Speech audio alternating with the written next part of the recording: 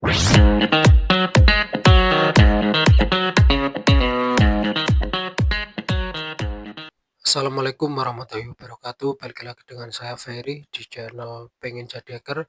Di video kali ini kita akan sama-sama belajar ya mengenai apa itu SPF, DKIM, dan DMARC. Ini itu adalah keamanan email yang wajib diketahui. Nah, di sini kita akan belajar memahami mekanisme autentikasi email untuk mendeteksi aktivitas phishing. Nah, kenapa kita belum lanjut ke prakteknya ya? Karena saya sadar bahwa materi ini itu sangat penting ya, gitu. Kita dengan kita itu memahami mekanisme autentikasi email ini, kita dapat eee, dengan mudah membedakan ya, mana email yang asli dan mana email yang enggak. Percuma kan kalau kita praktek terus tapi teman-teman juga belum paham apa yang dimaksud dengan SPF, DKIM, sama DMARC. Nah, SPF atau Sender Policy Framework ini itu adalah mekanisme autentikasi email yang memverifikasi apakah server pengirim email berhak mengirim email atas nama domain tertentu. Analogikanya itu seperti ini ya, daftar tamu di gedung gitu. Hanya orang yang namanya ada di daftar yang boleh masuk mewakili perusahaan tersebut. Kalau perusahaan tersebut tidak terdaftar namanya, maka nanti itu akan ditolak. Nah, cara kerjanya itu adalah domain owner membuat SPF record di domain DNS gitu. Terus untuk contohnya seperti ini ya, V sama dengan SPF1 IP4 ini adalah IP versi 4. Terus include gmail.com all seperti itu. Terus langkah yang kedua, email dikirim dari server. Terus server penerima DNS SPF record domain pengirim. Nah, selanjutnya itu adalah autentikasinya ya. Apakah IP server pengirim ini ada di SPF record? Nah, ketika ada itu akan pas. Ketika file ya atau ketika nggak ada itu akan file.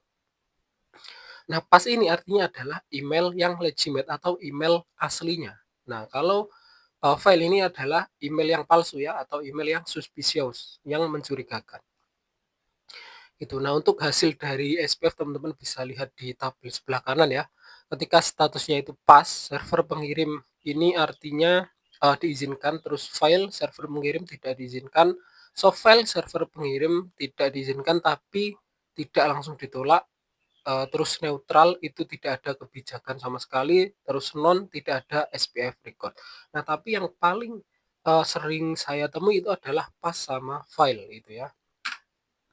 Nah, selanjutnya DKIM atau Domain Case Identified Mail.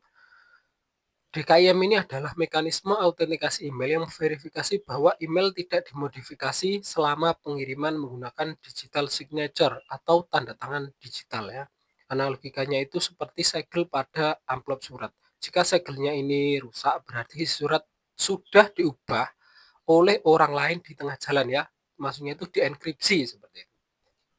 Nah, cara kerjanya server pengirim membuat digital signature dari isi email menggunakan private key.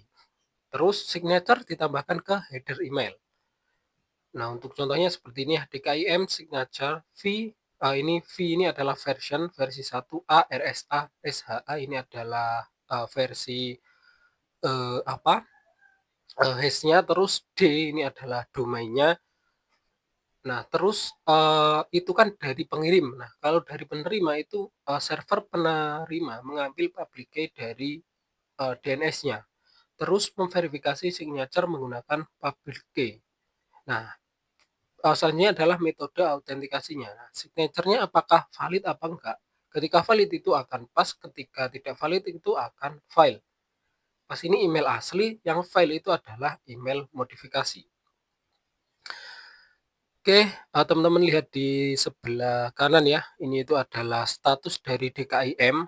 Jadi ada beberapa ya, pas, fail, sama non. Nah, teman-teman bisa baca sendiri ya. Pas itu artinya email tidak dimodifikasi atau signature-nya itu valid ya atau masih utuh. Terus file itu email dimodifikasi atau signature-nya itu tidak valid. Berarti ada dua kemungkinan emailnya itu sudah dimodifikasi atau tanda tangannya itu tidak valid. Terus non tidak ada DKIM signature, terus neutral DKIM tidak, DKIM ada tapi tidak bisa diverifikasi. Nah, yang paling mungkin nantinya teman-teman akan temui itu akan sama, pas sama file. Non ini juga sering ada gitu ya. Tapi yang paling sering itu adalah pas sama file gitu.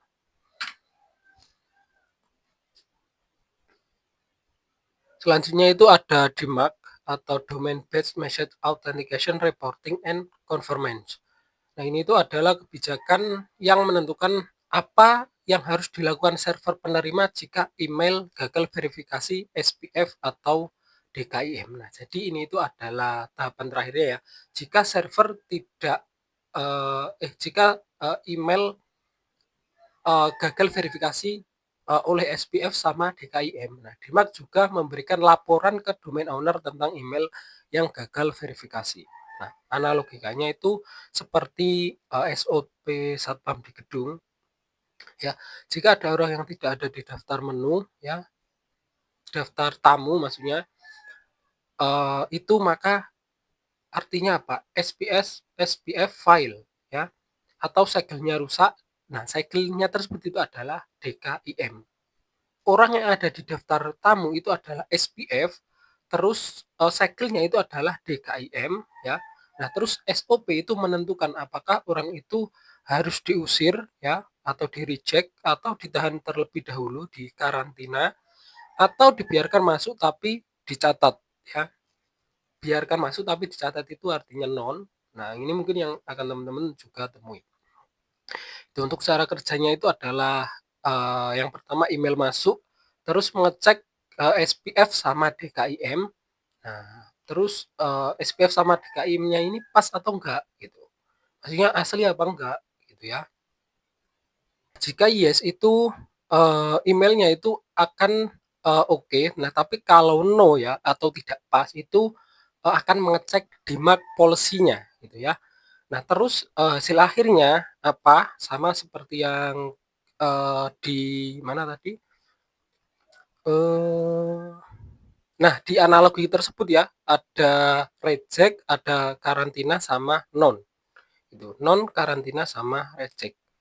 Nah, non ini apa? Lognya, terus karantina ini spam, terus reject artinya itu ditolak gitu ya. Maksudnya log ini itu dicatat gitu ya teman-teman kalau belum tahu. Tapi kalau spam ini dicek dulu, ditahan dulu ya, dikarantina terlebih dahulu, terus yang recek itu ditolak langsung. Nah, di sebelah kanan ini ada beberapa policy ya dari DMARC. Nah, yang pertama itu non. Non itu artinya monitor saja, dilihat saja, dicatat gitu ya, diizinkan masuk tapi dicatat gitu. Email tetap masuk, hanya dicatat. Terus kuarantin ini tuh ya dikarantina ya, artinya karantina. Terus email masuk ke folder spam gitu. Contohnya seperti itu ya. Jadi dikarantina terlebih dahulu.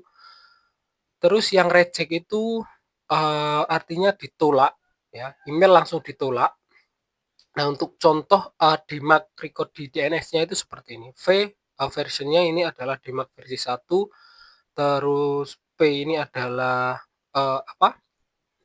Statusnya itu di reject, terus RUA apa? Mailto ini adalah apa? Mengirim status agregat ke email gitu ya. Ini itu adalah report.domain.com ini adalah emailnya, terus PCT 100 ini adalah berlaku untuk 100% email. Nah, teman-teman untuk artinya bisa baca di bawah ya. Jadi tadi saya juga sudah menjelaskan P reject ini adalah policy-nya itu adalah menolak ya, status policy-nya itu adalah menolak email yang gagal. Terus RUA mail to ini adalah kirim laporan akhirat ke email ini. Ke email ini itu maksudnya ke report.domain.com ini contoh emailnya. Terus PCT 100 ini adalah berlaku untuk 100% email. Oke, bentar ya nih. Oh iya, ini udah slide terakhir. Jadi ini adalah hubungan SPF, DKIM, sama DMARC. Nah, contoh ketika mekanisme ini bekerja, teman-teman bisa lihat di sebelah kiri layar. Ya, yang pertama itu email masuk ya, SPF itu mengecek apakah server ini boleh kirim ke email dari domain ini ya, domain X ya. Terus setelah SPF cek, lanjut ke DKIM cek ya, apakah email ini asli dan tidak dimodifikasi seperti segel tersebut ya. Nah, terus lanjut ke DMARC cek. Nah, apa yang harus dilakukan jika SPF sama DKIM gagal? Gitu. Nah, jadi ketika kedua-duanya SPF sama DKIM ini gagal ya, ini DMARC yang akan bekerja. Nah, keputusannya itu apa ya? Ada pass, quarantine, sama reject. Nah, di sebelah kanan tabel ini kan ada beberapa kondisi yang teman-teman bisa lihat ya. Ketika email legitimate itu SPF-nya pas, DKM-nya pas, DMARC-nya itu pas ya, email masuk secara normal. Kalau email phishing ya atau domain palsu itu akan SPF ceknya itu udah file, DKIM-nya cek ini udah file, sama DMARC ini akan ngerejek ya atau menolak gitu. Nah, ini hasilnya email ditolak. Terus email spoofing atau pura-pura dari domain asli. Nah, ini yang paling kita temui ya gitu. Jadi pura-pura menjadi domain asli seperti google.com itu teman-teman bisa lihat di video pertama saya itu, kalau nggak salah kita praktek yang namanya itu homograph attack gitu ya. Nah, itu bahkan kalau kita lihat secara kasat mata itu nggak akan ada bedanya gitu. Nah, terus di sini ya, email spoofing ini file, terus DKIM-nya ini juga file. Di Mac-nya ini adalah uh, masuknya itu ke quarantine ya. Kenapa? Karena masuknya itu ke spam, bukan ke email phishing, domain palsu. Kalau domain palsu itu udah pasti diidentifikasi sama si Dmac, akan langsung ditolak gitu. Nah, terus ada email yang dimodifikasi di tengah jalan gitu ya. Ini itu seperti man in the middle gitu ya. Jadi paket sebelumnya Mbak server itu udah dimodifikasi. Nah, SPF-nya ini pas ya, pasti SPF-nya pas karena pengecekan apakah server ini boleh kirim ke email dari domain X. Pasti boleh. Kenapa ya? Karena email yang awalnya itu adalah email yang asli.